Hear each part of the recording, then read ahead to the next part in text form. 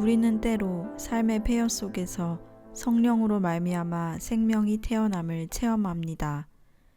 우리의 숨긴 생각과 감정이 성령의 조명 아래 비추일 때, 주님의 빛 가운데 이를 시인하며 통회할 때, 말씀과 성령의 강한 임재로 우리를 새롭게 하시는 주님을 체험합니다. 성령은 삼위일체 하나님 한 분으로 인격체이시며 우리와 인격적인 교제를 원하십니다. 삶 속에서 성령을 체험한 기독교 마리아 자매회의 자매들의 간증을 소개합니다. 스테파나 자매의 간증입니다. 저는 어렸을 때부터 가난하고 소외당하며 무시당하는 사람들에게 특히 마음이 갔습니다. 그런 환경에서 자란 아이들의 이야기는 저의 상상력을 자극하고 다른 사람들을 도와주고 싶은 갈망을 느끼게 했습니다. 저는 10대일 때 청년부에서 활동했는데 그 가운데 시와 합창에 굉장한 은사가 있는 여학생들이 몇 명 있었습니다. 그 학생들은 사람들 앞에서 말하는 것도 잘했습니다. 저는 조용한 학생으로 음악적인 재능도 없었고 자신을 표현하는 데도 서툴렀습니다. 저는 그들에게 압도당했고 열등감을 느꼈습니다. 어느 날 제가 이 문제로 씨름하고 있었는데 우리 그룹의 리더가 저를 부르더니 저의 열등감 뒤에 숨겨진 자만과 감사할 줄 모르는 마음을 지적했습니다. 저에게는 회개가 필요했습니다. 각각 은사를 받은 대로 하나님의 여러 가지 은혜를 맡은 선한 청지기 같이 서로 봉사하라. 그분은 베드로전서 4장 10절을 인용하시면서 제가 성령으로부터 완전히 다른 은사를 받은 사실을 알고 있는지 물으셨습니다. 저는 언제나 재능이 부족한 여학생들과는 금세 친해졌습니다. 사람들마다 타고난 재능과 교육의 차이 때문에 생기는 격차를 이어주는데 소질이 있었습니다. 성령께서 제게 쉽게 소외감을 느낄 수 있는 사람들을 향한 사랑의 마음을 주셔서 저는 항상 그들에게 자신감을 줄 수 있었습니다.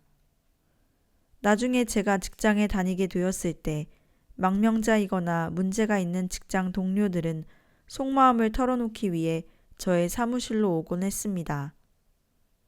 그때 한 동료가 이렇게 말했습니다. 곧 당신 방문 앞에 쓰레기통이란 쪽지가 붙겠는데요. 기독교 마리아 자매에 들어와서 저는 요양소나 여성 수감소에 방문하는 사역을 맡았습니다. 저는 이것이 성령께서 제게 주신 은사라는 것을 항상 기억하고 있습니다. 제가 진정으로 성령님을 섬기고 성령님께서 저를 통해 일하시기 위해서는 이 은사가 매일 단련되어야 함을 깨달았습니다. 이 사실을 깨닫게 된 이후로 저는 더 이상 나와 다른 은사를 받은 사람을 부러워하지 않게 되었습니다. 또 다른 기독교 마리아 자매회의 한 자매의 간증입니다. 저는 오랫동안 누가복음 13장에 나오는 허리가 굽은 여인 같았습니다. 성령이 아니었다면 제가 얼마나 더 오랫동안 정서적 불구자로 살아야 했을지 아무도 모를 것입니다. 저는 그 당시 일반적이었던 결손 가정에서 자랐고 여기저기 이사를 많이 다녔습니다. 겉으로 강한 척하는 것은 불안감을 해결하는 한 방법이었습니다. 다른 사람들 앞에서는 절대 울지 않았습니다. 눈물은 약골들이나 흘리는 것이라 생각했기 때문입니다. 두려움을 보이는 것도 위험했습니다. 두려움은 사람을 약하게 만들기 때문입니다. 그리스도인이 되기 전까지 저는 누구에게도 마음의 문을 열지 않았습니다. 실제로 제가 사람들 앞에서 처음으로 운 것은 성령님께서 주님을 슬프시게 한 죄를 알게 하셨을 때였습니다. 믿는 사람들 앞에서는 저의 진짜 감정을 보여줘도 안전하다는 느낌이 들었습니다. 그러나 제가 기독교 마리아 자매회의 일원이 되었을 때 그 과정은 아직 한참 남아 있었습니다. 오랫동안 눌려있던 거절에 대한 두려움이 결국 저를 지배했습니다. 경쟁 심리가 발동해 저는 무의식적으로 제 가치를 증명해 보여야겠다는 생각에 쫓겼습니다. 그렇지 않으면 저를 받아주지 않을 것 같았습니다. 해결되지 않은 과거의 상처가 결국 제 발목을 잡아 공들여 쌓은 겉모습도 인생 중반에 무너져 버렸습니다. 누구든지 그런 위기에 직면할 수 있으며 제 경우에는 가까운 사람을 잃고 그로 인해 상황이 변했던 것이 원인이었습니다. 안타깝게도 저는 공포에 사로잡힌 죄수였습니다. 사소한 의견 차이도 저를 공황 상태로 몰아가기에 충분했습니다. 갈등에 대한 두려움은 왜곡되어 부풀려졌습니다. 그것이 일상적인 의사 결정에도 영향을 미쳐 주변 사람들이 인내심의 한계를 느끼도록 했습니다. 저는 형편없는 저의 모습의 소용돌이에 갇혀 있었습니다. 이러한 인생의 밑바닥에서 저는 필사적인 마음으로 성경을 폈고 이사야서부터 매일 읽기 시작했습니다. 이때 성령님께서 저와 만나 주셨고 저에게 찬송이 나오게 하셨습니다. 눈을 들어 천지 만물을 지으신 분을 바라보고 그분의 얼굴을 구하는 것은 명령이었습니다. 싸움을 멈추고 예배가 시작되었습니다. 저를 치료하시는 주님 안에서 해방감을 맛보고 정체성을 찾았습니다. 이제는 최고가 되기를 바라기보다 성령님께서 우리 가운데 새 능력을 주시며 새롭게 역사하실 때 자매들에게 나타나는 은사를 보면서 기뻐하는 제 자신을 발견하게 됩니다. 마침내 제가 하나님의 사랑받는 자녀임을 깨닫고 참된 저를 회복하는 자유를 누리게 된 것입니다. 주의 영이 계신 곳에는 자유가 있느니라. 아멘. 저는 기독교 마리아 자매에 입회한 지 1년쯤 되었을 때 많은 내적 싸움을 하고 있었습니다. 전에 일하던 직장에서 나는 매우 영리하다고 인정받았었는데 하나님의 학교에서 다른 종류의 훈련을 받게 되었습니다.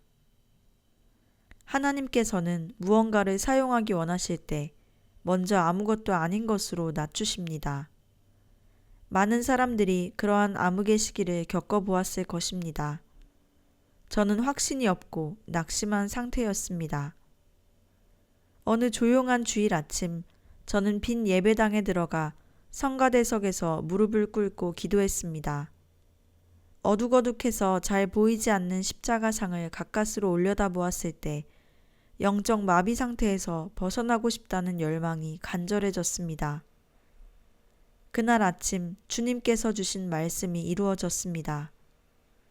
주께서 나의 등불을 켜시며 여호와 내 하나님이 내 흑암을 밝히시리이다. 저도 모르는 사이에 알지 못하는 말과 멜로디로 찬양을 시작했습니다. 제 의지로 한 것은 아무것도 없었습니다. 마치 저는 그저 듣고만 있는 것 같았습니다. 저는 거의 1시간 동안 쉬지 않고 찬양했고 이 찬양에 모든 기도가 들어있음을 느꼈습니다. 매우 무기력했던 제가 할 수 있는 것보다 훨씬 더 많은 것을 포함하고 있었고 제 마음의 한계를 벗어나는 기도였습니다.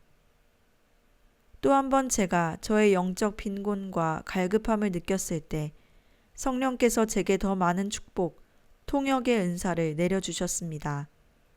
기도 모임 시간에 여러 자매들이 방언으로 기도하고 찬양하는데 갑자기 제가 그들이 말하는 요지를 이해한다는 걸 발견했습니다. 성령님께 순종하는 마음으로 제가 이해한 내용을 전하기 시작했습니다. 다른 자매의 통역과 일치한다는 것을 알고 나니 용기가 생겼습니다.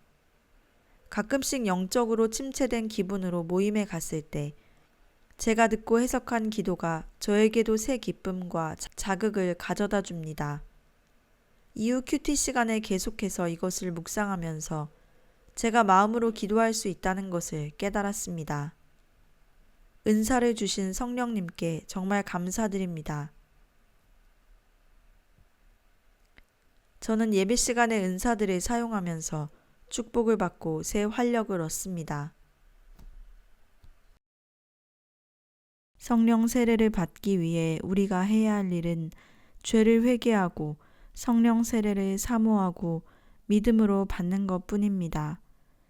오직 죄를 회개하고 내가 죄인이므로 하나님의 영이 내 안에 온전히 임해야 참 자녀의 삶을 살아갈 수 있음을 고백하고 성령님을 초대하며 하나님의 임재를 믿음으로 취하십시오.